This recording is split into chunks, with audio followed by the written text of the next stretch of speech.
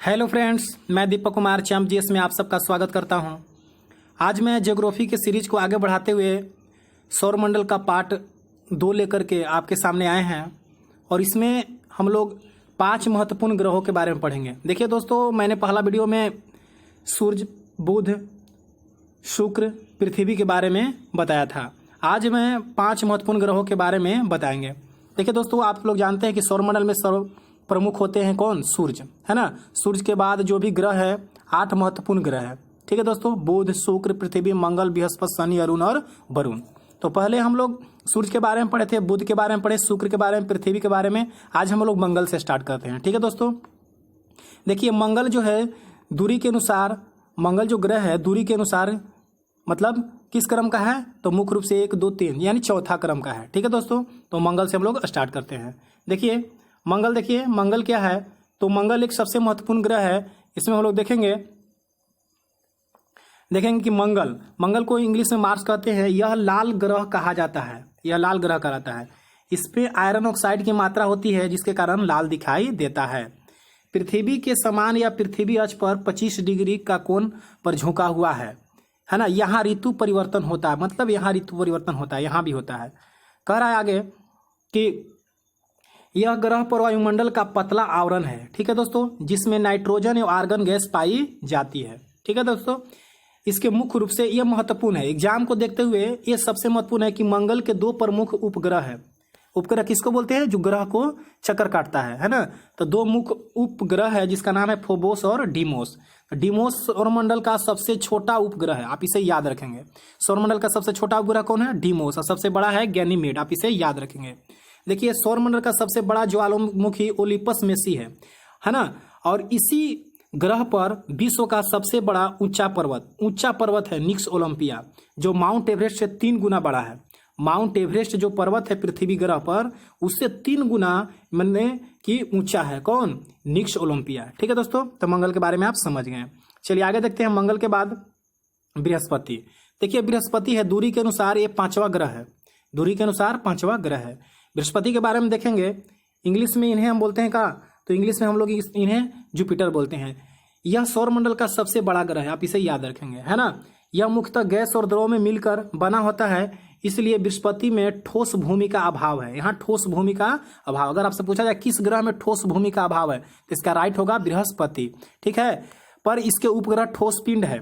बृहस्पति के उपग्रहों की संख्या में सौरमंडल में सबसे अधिक, इनमें से गैनीमेड सौरमंडल का सबसे छोटा उपग्रह है।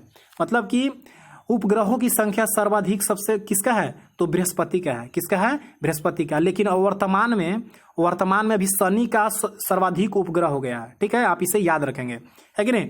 गैनीमेड सौरमंडल का सबसे बड़ा उपग्रह है जो बृहस्पति का है ना। सभी ग्रहों में इसकी रोटेशन स्पीड सबसे अधिक है, मतलब यह तीव्र गति से अपने अक्ष पर घूमती है, मतलब 10 घंटा में।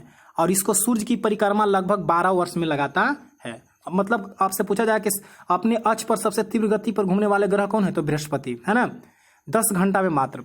मंगल और बृहस्पति की कक्षाओं के बीच छोटे छोटे आकाशीय पिंड होते हैं जो जिसे क्षुद्र ग्रह कहा जाता है। क्षुद्र ग्रह, मंगल और बृहस्पति के बीच में आकाशीय छोटे छोटे पिंड होते हैं, है ना, जिसे क्षुद्र ग्रह कहा जाता है। चलिए बृहस्पति के बारे में समझ गए आप। अब आगे देखते हैं शनि के बारे में। देखिए दोस्तों, शनि दूरी के अनुसार, सूर्य से दूरी के अनुसार यह 6ठा ग्रह है। तो शनि, देखिए शनि को हम लोग देखते हैं, यह आकार में दूसरा सबसे बड़ा है। पहला है सबसे बड़ा बृहस्पति या दूसरा है शनि, आप इसे याद रखेंगे। यह ग्रह की एक विशेषता है कि इसके चारों ओर प्रकाश की कुंडली है जिसे वलय कहा जाता है। मतलब देखिए ये ग्रह है ना, तो इसके चारों ओर ये वलय आकार का है। वलय का खोज कौन किया था? इसका ग्रहों के वलय का खोज गैलीलियो के द्वारा किया गया था, आप इसे याद रखें। इनके वलय की संख्या 7 है ना। वलय की संख्या कितनी है? तो 7 है, आप इसे याद रखेंगे। ठीक है दोस्तों, शनि का सबसे बड़ा उपग्रह टाइटन है, आप इसे याद रखेंगे। टाइटन है सौरमंडल का दूसरा सबसे बड़ा उपग्रह, टाइटन है। टाइटन जो है सौरमंडल का सबसे दूसरा उपग्रह है। और सबसे बड़ा उपग्रह कौन है? तो गैनीमेड है, आप इसे याद रखेंगे। इस ग्रह का घनत्व तो जल से भी कम है, मतलब जल से भी कम है ना। मतलब अगर इसे जल में रखा जाए तो तैरने लगता है, इसीलिए इसे तैरते वाला ग्रह भी कहा जाता है। अगर आपसे पूछा जाए कि तैरने वाला ग्रह कौन है तो कौन है? तो शनि, है ना। चलिए अब आगे चलते हैं।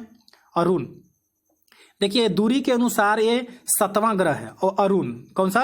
अरुण चलिए, अरुण को इंग्लिश में यूरेनस बोलते हैं। चलिए, देख कह रहा है कि यूरेनस का खोज कौन किया था, तो विलियम हर्शेल ने किया था। आप इसे याद रखें, विलियम हर्शेल ने किया था। यह सौरमंडल का तीसरा बड़ा ग्रह है। इसका परिभ्रमण शुक्र के भांति है, मतलब शुक्र के अनुसार, शुक्र जैसा है। यह अपनी मतलब परिभ्रमण, यह मतलब है ना, जो शुक्र कैसे है, शुक्र जो देखिए पूर्व से पश्चिम की ओर चक्कर करता है ना, सूर्य को घूमता है ना, ठीक उसी प्रकार अरुण भी घूमता है ना। चलिए, तो यह अपनी धुरी पर सूर्य की ओर इतना झुका हुआ है कि लेटा हुआ जैसा दिखाई देता है, इसीलिए इसे लेटा हुआ ग्रह भी कहा जाता है।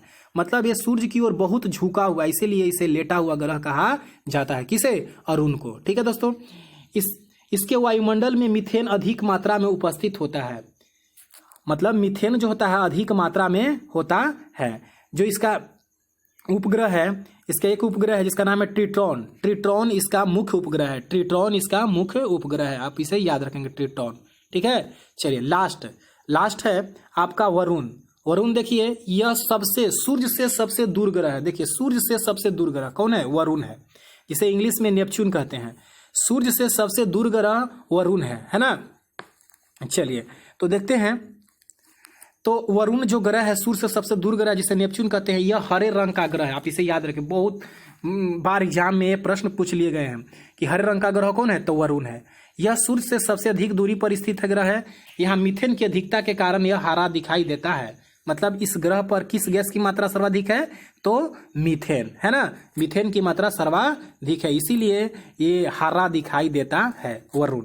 ठीक है दोस्तों, तो आज हम लोग ये जो 5 ग्रहों के बारे में पढ़ लिए, 5 ग्रहों के बारे में पढ़ लिए। पहला वीडियो में हम लोगों ने 3 ग्रहों के बारे में पढ़े थे, है ना, 3 ग्रहों के बारे में पढ़े थे, एक सूर्य के बारे में पढ़े थे। आज हम लोग अब क्या करेंगे, 10 प्रश्नों का सेट लगाएंगे। ठीक है, सबसे जोरदार प्रश्न होंगे, आप इसे जरूर देखेंगे। ठीक है दोस्तों, 10 प्रश्नों का सेट लगाएंगे। देखते हैं, सेट इस प्रकार है। पहला क्वेश्चन इस प्रकार है। पहला क्वेश्चन है कि प्लूटो को ग्रह की संज्ञा से कब समाप्त कर दिया गया।